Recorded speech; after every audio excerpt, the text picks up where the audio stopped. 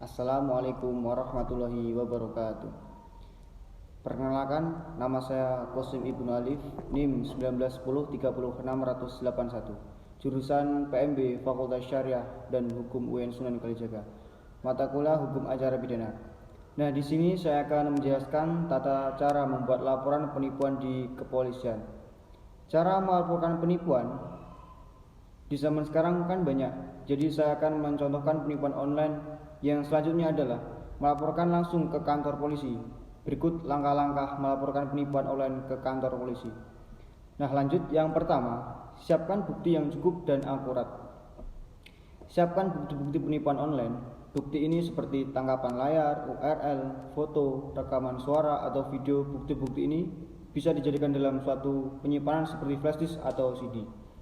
Nah, yang kedua, datang ke kantor polisi. Setelah bukti terkumpul lengkap, datanglah ke kantor polisi. Dianjurkan untuk mendatangi tingkat Polres untuk tindak pidana siber. Dan yang ketiga, menuju ruangan SPKT. Setibanya di kantor polisi, carilah ruang SPKT atau Sentra Pelayanan Polisi Terpadu.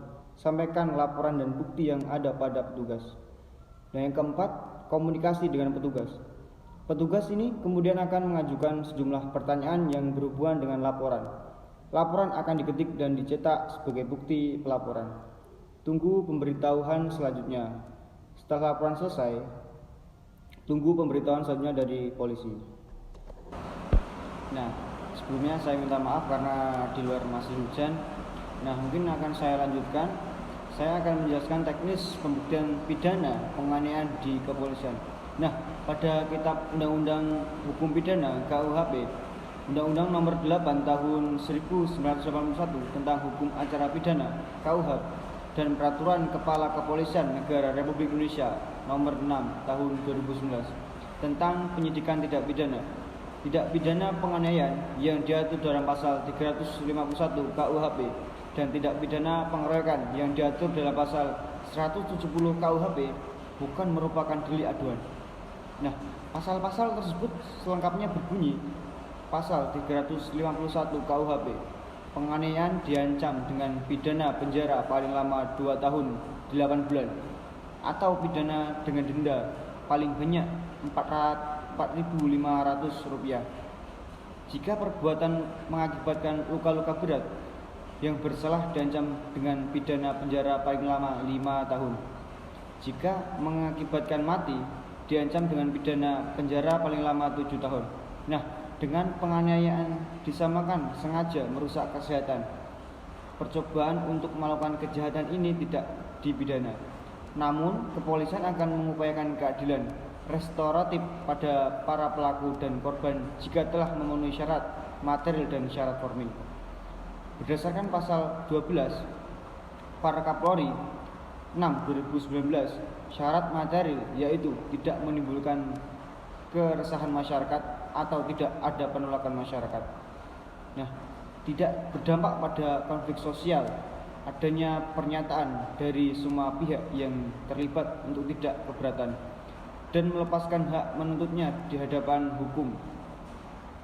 Namun, tetap terdapat prinsip pembatas, yaitu pada pelaku tingkat kesalahan pelaku relatif tidak berat, yakni kesalahan dalam bentuk kesengajaan, dan pelaku bukan residivis, terbatas pada tindak pidana dalam proses penyidikan dan penyelidikan. Sebelumnya, surat pemberitahuan dimulainya penyelidikan dikirim ke penuntut umum. Syarat formil yaitu surat permohonan perdamaian kedua belah pihak atau pelapor dan terlapor, surat pernyataan perdamaian atau akta dadi, dan penyelesaian perselisihan para pihak yang berperkara atau pelapor dan atau keluarga pelapor, terlapor dan atau keluarga terlapor, dan perwakilan dari tokoh masyarakat atau diketahui oleh atasan penyidik. Berita acara pemeriksaan tambahan pihak yang berperkara setelah dilakukan penyelesaian perkara melalui keadilan restoratif. Rekomendasi gelar perkara khusus yang menyetujui penyelesaian keadilan restoratif dan pelaku tidak keberatan dan dilakukan secara sukarela atas tanggung jawab dan rugi. Namun pada dasarnya proses hukum tetap berjalan walaupun sudah terjadi perdamaian antara para pelaku dan korban. Oke, langsung saja. Selanjutnya saya akan menjelaskan teknik pemeriksaan sanksi penyuruhan di kepolisian. Sebelumnya kita akan mengenal dulu apa arti saksi. Saksi adalah orang yang dapat memberikan keterangan guna kepentingan penyelidikan, penuntutan dan peradilan tentang suatu perkara pidana yang ia dengar sendiri, ia lihat sendiri, dan ia alami sendiri. Namun berdasarkan putusan Mahkamah Konstitusi nomor 65 PUU 2010, Mahkamah Agung Konstitusi telah memberikan perluasan makna sanksi, yakni tidak hanya orang yang mendengar, melihat, atau mengalami sendiri, juga setiap orang punya pengetahuan yang terkait langsung terjadinya tindak pidana wajib didengar sebagai sanksi demi keadilan dan keseimbangan penyidik yang berhadapan dengan tersangka terdakwa.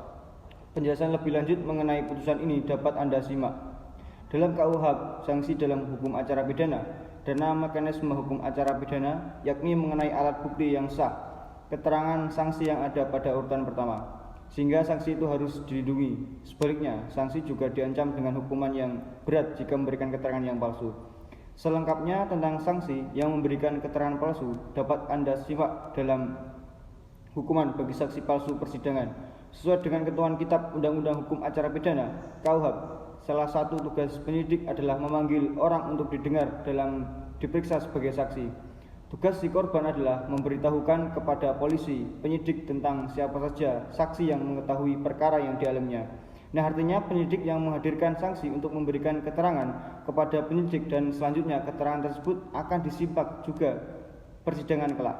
Jika menolak menjadi sanksi, perlu diketahui bahwa penolak pengadilan sebagai sanksi dikategorikan sebagai tindak pidana menurut Kitab Undang-Undang Hukum Pidana. Adapun ancaman hukuman bagi orang yang menolak panggilan sebagai sanksi diatur di dalam pasal 224 ayat 1 KUHP yang berbunyi, barang siapa dipanggil sebagai saksi, ahli atau juru bahasa menurut undang-undang dengan sengaja tidak memenuhi kewajiban berdasarkan undang-undang yang harus dipenuhinya, diancam 1. Dalam perkara pidana dengan pidana penjara paling lama 9 bulan jika saksi takut. Namun sebagaimana jika saksi takut karena adanya ancaman, pada dasarnya saksi dan korban berhak memperoleh perlindungan atas keamanan pribadi, keluarga, dan harta bendanya, serta bebas dari ancaman yang berkenaan dengan kesaksian yang akan atau lebih berikutnya. Harus menyampaikan dulu secara langsung mengenai ketakuan si saksi kepada polisi, penyidik agar kepala yang bersangkutan diberi perlindungan hukum. Selain itu, ini penting juga dilakukan agar polisi menindak pelaku jika ada tidak benda pengancaman.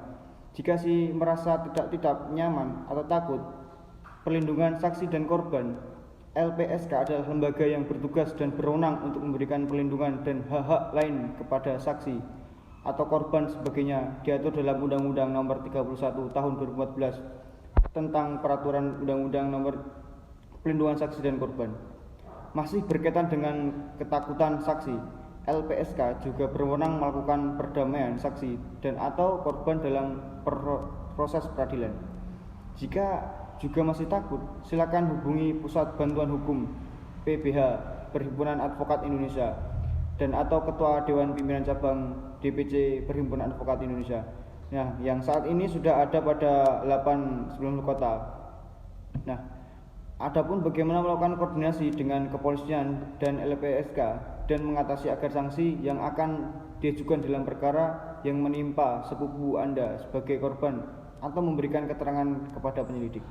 Nah, sekian penjelasan dari saya. Kurang dan lebihnya saya mohon maaf. Wassalamualaikum warahmatullahi wabarakatuh.